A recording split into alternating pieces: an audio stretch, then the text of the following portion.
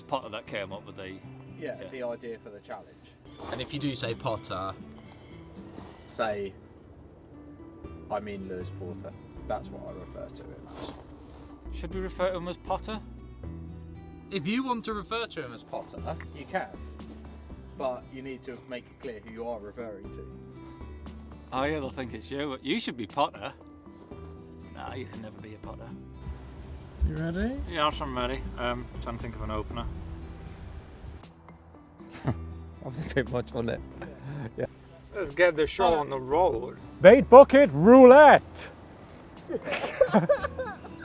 The challenge really is every bit as fun as I hope it comes across on camera. It's pretty much the highlight in the diary for that month. Yeah, we just have a really, really good laugh. I enjoy filming it, editing it. It is just really, really fun. I absolutely love doing it. We have an absolute scream, me and Harry. Hopefully that comes across as well. It was my mate Lewis Porter who first kind of came up with the idea of the challenge, and the whole premise behind it was that it involved, or well, depended purely on interaction from the public on Facebook, and without their involvement, without their support, the whole thing couldn't go ahead. The guys at Fox would ask for challenges on their Facebook page, and then the public would write in with their suggestions. We pick one of them, we throw it at Mark, and he has to take on whatever it is that gets chosen. He has no option, he's got to get on with it. I thought the idea was brilliant. I mean, there was nothing else like it in terms of carp fishing videos or how they're made.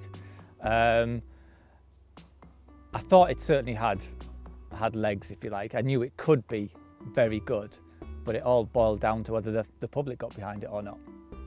I hoped that our followers on Facebook would get behind it. I really hoped that, and we do have quite an active Facebook page that engages with sort of our fans and followers who are on there. So I really, really hope that they would. And after the first one, it was obvious that they were going to. We had a good number of people writing in with their suggestions.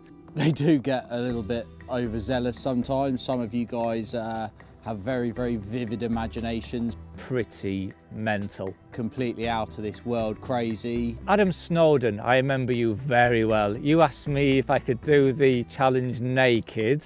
I think someone suggested to Mark that he's got 24 hours to beat his personal best. Mark's personal best has stood for 11 years. It's 56 pounds. If he could go out and catch a 56 pounder in 24 hours, I think he'd do it a lot more regularly than he currently does. I've had someone want me to catch carp in a river from a weir pool in flood on a zig. So yeah, we get some crazy ones, but we get some really, really good ones, and it's great fun looking through them all. The first challenge we did was to catch carp on 3 different lead arrangements: a shocker rig, helicopter rig and a chod rig. And the venue which I chose on that occasion was Greenacres in Peterborough, one of my favourite day ticket waters actually. It was pretty tough conditions. It got very, very cold at night. We had a frost, and the fact that Mark had to catch on 3 different lead setups, you know, it's not really the one when something works you want to put it straight back out again, but he wasn't allowed to do that. And that venue does kind of lend itself more to a nomadic, stalking, opportunist type approach, which isn't easy when you've got camera in tow, being noisy, crunching around, trying to get by the water's edge to do all sorts of arty filming positions. I think what made it even more difficult was I'd fractured my ankle the day before, so I was the least stealthy person imaginable on that occasion. And I think the moral of the story is, don't try and have a dance-off with some Irish dancers on the telly, because it always ends badly. He managed to get through it. He finished it off with a 31 pounder. Which was the biggest fish I'd ever caught from the venue. It was just a great session all around, really. It was good fun, good barbecue on the night, good fish, caught quite a lot of fish after the camera stopped rolling as well. It's actually up there as one of the most memorable sessions of the year for me. The response from that first video was amazing. I didn't really expect it to have taken off quite like it did. The response picked up really, really quickly from it. The first couple of days that it was on, we were getting plenty of feedback, and then more and more people were sharing it and more people were seeing it, and it was obvious that we had got a sort of formula that people liked. That first video now, it's been online for about 7 months, and it's received, well, it's now approaching 90,000 views. So yeah, I never for 1 minute thought we'd be getting that sort of response. So the second one, he failed. But to be honest, I wasn't really that surprised. The weather was just abysmal, absolutely abysmal. People think that, you know, if you get all these things for free, then it's easy for you, and you should be going out and catching every single time. And before I'd even unloaded the kit out of the van, I'd wrote it off as being a fail. Temperatures were at the highest 13 degrees. It was cold, it was wet, it was windy, and then catching, perfect conditions for catching on the bottom, which we did. Catching on the zig, we managed, but catching on the top with foot-high waves rolling across the lake, I mean, you wouldn't turn up and think, right, let's get the floaters out. And he did actually manage to get the odd fish going on the top, but it was never going to happen, and we both kind of knew that from the start. I'm sure after that fail there will have been people at home screaming at the telly saying, well, I could have passed it on this water and that water. But the thing with the challenge, it has to be a challenge. I'm sure there will be quite a few day ticket waters, heavily stocked waters where the challenge could have been passable. But that wasn't really how we wanted to do it. We had to stay true. It had to be a challenge. And I think given the conditions we were faced with on that particular venue, I just don't think it was passable. So the venue for the third challenge, the River Nene, seemed absolutely perfect. I don't remember doing a river challenge. I don't think it ever happened. We had sat there the night before, seen 2 fish, or maybe even 3 fish show over his spots. It was absolutely perfect. It was going to happen. We were sure it was going to happen, and then morning came and nothing had happened. And we thought that the moment had passed. The sun was up. Yeah, it was getting pretty hot, and completely out of the blue, his rod went into meltdown. I legged it back, grabbed the camera, and by the time I sort of got back to him with the camera, it was lodged in a little bit of weed, and that weed just obviously helped to pop the hook out. Losing that fish on the first morning, I don't think I could have felt any lower. It's probably the low point of my year, actually. I was never going to get many chances on this challenge. I'd gone in with the thought there was going to be 1 bite, 1 fish, job done. So to get that bite and have a hook pull, I knew that was it. The chance had been and gone, and I wasn't going to get any other chances to pass the challenge. And that is pretty much how it panned out. I was perhaps a little bit, not worried, but I did kind of wonder how the public would view that, 2 fails on the bounce. So, but the crazy thing is, that challenge has proved to be the most popular challenge to date.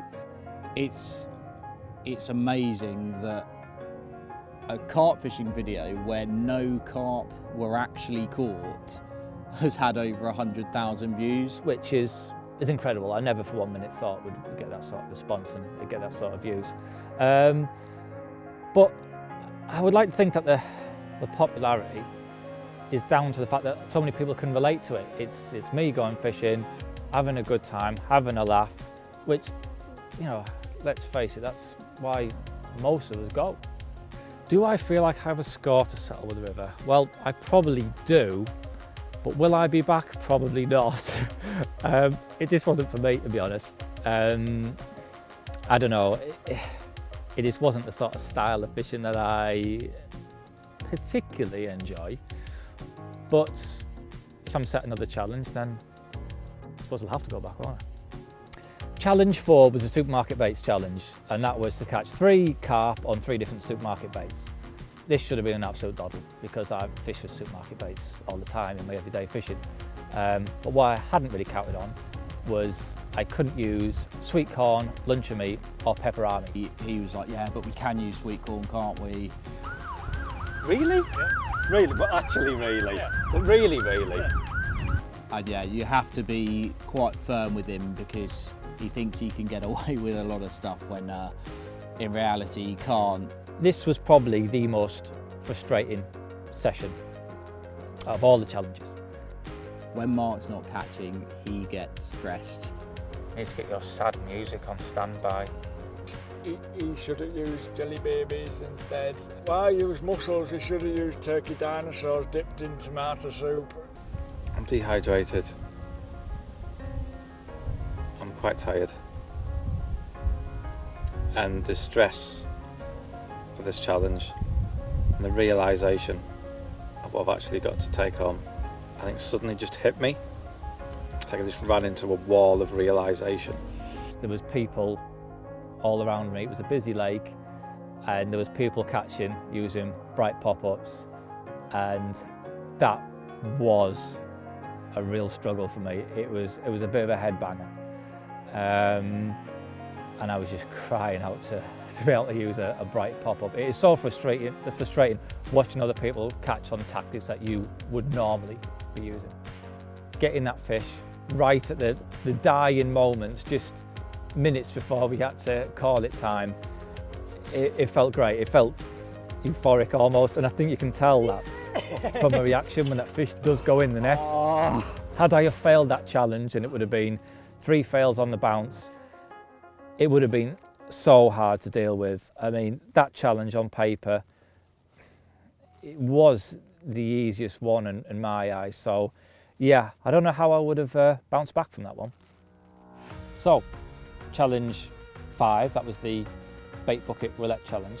Really good challenge, I thought, too. And what this involved was 3 buckets. Inside one was boilies, inside another was natural baits, and the other bucket was just pop-ups. Now I didn't know which was what was inside what bucket. I had to select one, and then I could only use baits from inside that bucket. The water that Fox had selected for me was Mallard Lake on the Stanick Lakes complex, and there is a very good stock of fish in there, a good head of double figure fish with a few 20s,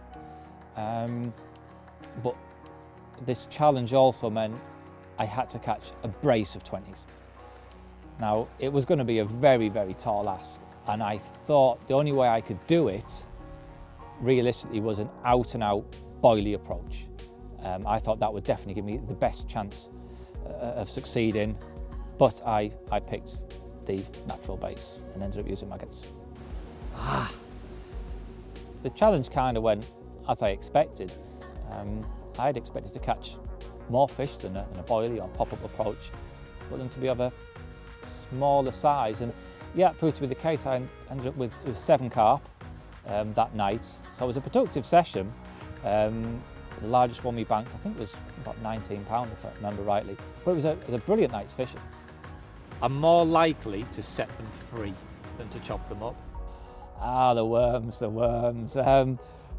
No, a few people have said was that put on for the camera. He genuinely cannot cut them up. I do not know what is wrong with him, what planet he is on, but he has a thing about chopping up worms and he can't do it. I just could not massacre them now. I couldn't chop them up, no way.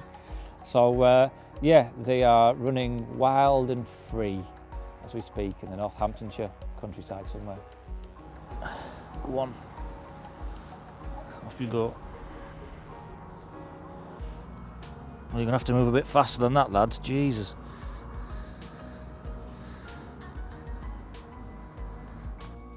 Yeah, we have filmed a special, an hour-long special for next year's Edges DVD, but I'm not allowed to give anything away. Not a thing. You'll have to wait for next year's DVD to find out more. It is epic. It is truly, truly epic. It is special, as you'd expect from a special. When it comes to filming the challenge, it isn't a big production at all. It is myself and Harry, who is cameraman, editor, lighting, wardrobe, makeup artist, tea boy. Actually, no, he's not tea boy. I'm lying. I don't think he's ever made a cup of tea yet. Does Harry have any bad habits? Well, he is such a snob, especially when it comes to my choice of biscuit. Pictures? What on earth are these biscuits? They taste like turd. Bourbons? They even look like turds.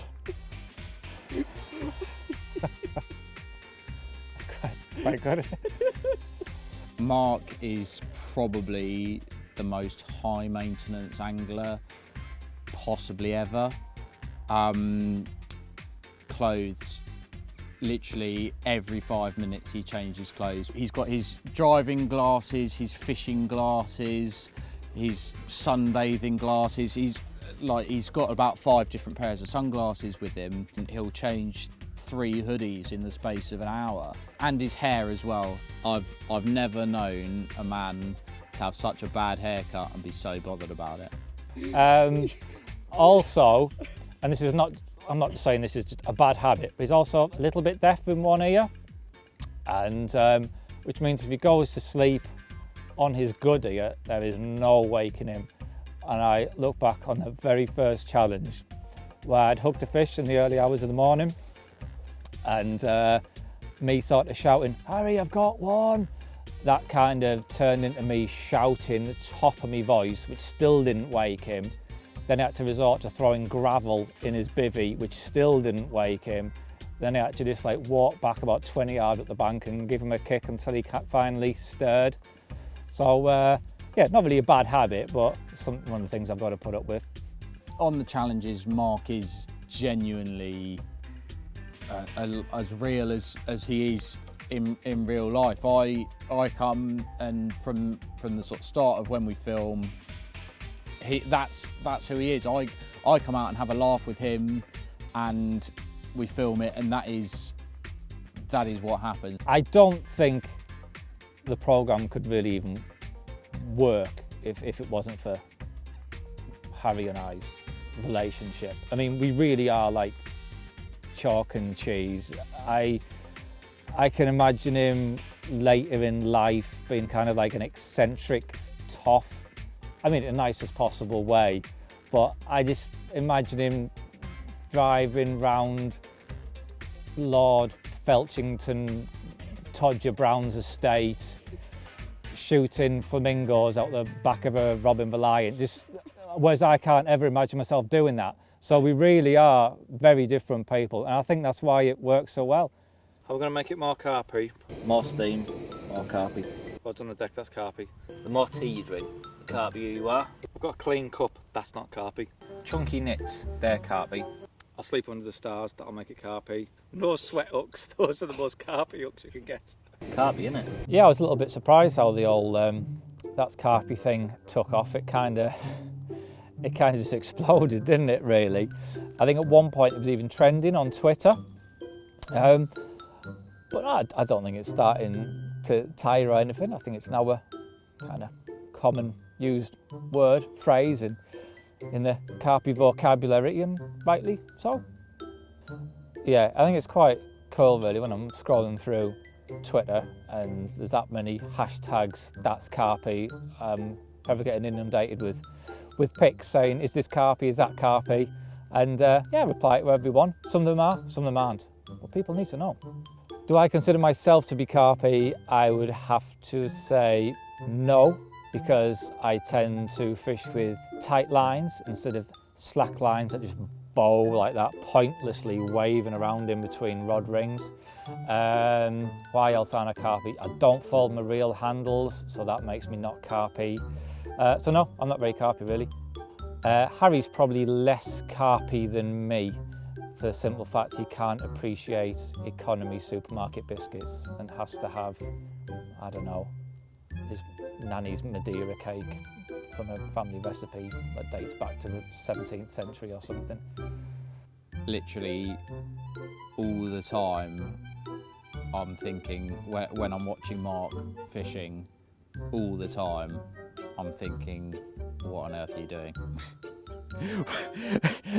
it sounds harsh, but everyone has their own sort of style of fishing, and I'd probably approach a lot of the things in a different way, but then Mark gets brilliant results with the way that he does it.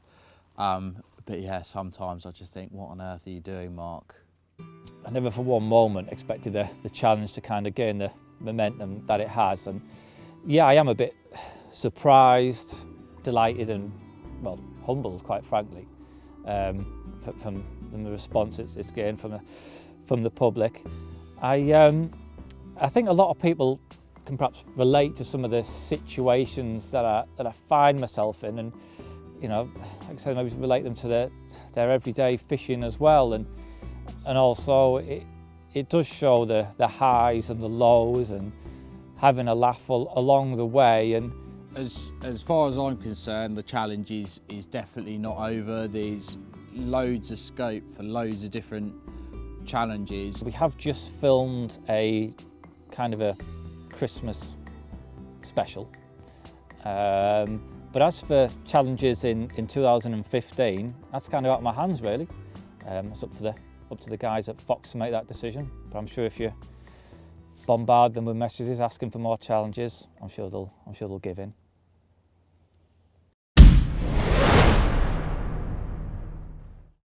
If you'd like to watch more of my challenge videos, then click the link here. Or if you'd like to subscribe to Fox Fishing TV, then click the link here.